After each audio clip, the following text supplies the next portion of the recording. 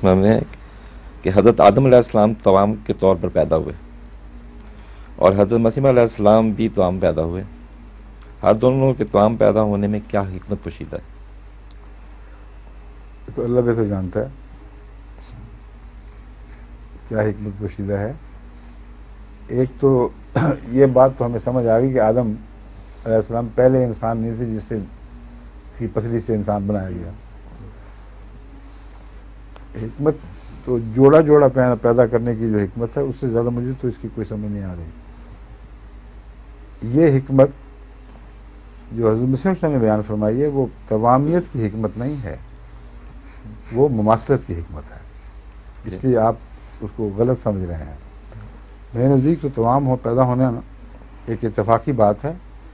اس میں فی ذات ہی کوئی حکمت نہیں ہے سوائے اس حکمت کے کہ اللہ تعالیٰ چاہے تو ایک سے زیادہ بچے پیدا کروا سکتا ہے. 3 بھی 5 بھی 6 بھی یہاں بچے ہوئے موجود ہیں. تو وہ ایک سائنسی حکمت ہے. اس کو مذہبی حکمت کے طور پر سوچنا کم سے کم مجھے تو فائدہ نہیں دے سکا، مجھے تو کوئی علم نہیں ہوا. لیکن جو حکمت حضرت مسیح السلام نے بیان فرمائی ہے وہ ایک مماثلت ہے جو اشارہ کر رہی ہے. کیونکہ پہلے آدم کا دور ایک مذہبی دور چلا ہے ایک لمبے عرصے تک، اس لیے آدم ثانی پیدا ہونا تھا امت محمدیہ میں، اور امت محمدیہ میں آدم کو پیدا کرنا وہی حکمت رکھتا ہے جو امت محمدیہ میں عیسیٰ کو پیدا کرنا ہے اور دیگر انبیاء کو پیدا کرنا ہے. وَإِذَا الرُّسُلُ أُقِّتَتْ،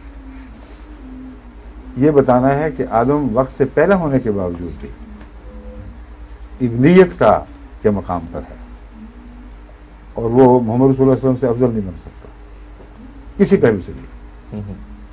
عیسیٰ علیہ السلام آئیں گے تو غلام بن کے آئیں گے، کرسچن آئے گا تو غلام بن کے آئے گا. اِذَا الرُّسُلُ أُقِّتَتْ، تمام رسول امت محمدیہ میں مبعوث کر دیے جائیں گے، یعنی ان کی امتیں غلامی کا دم بھریں گی.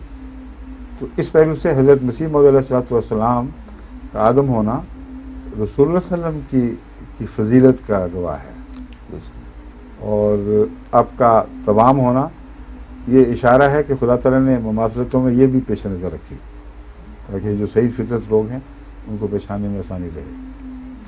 سمجھ گئے؟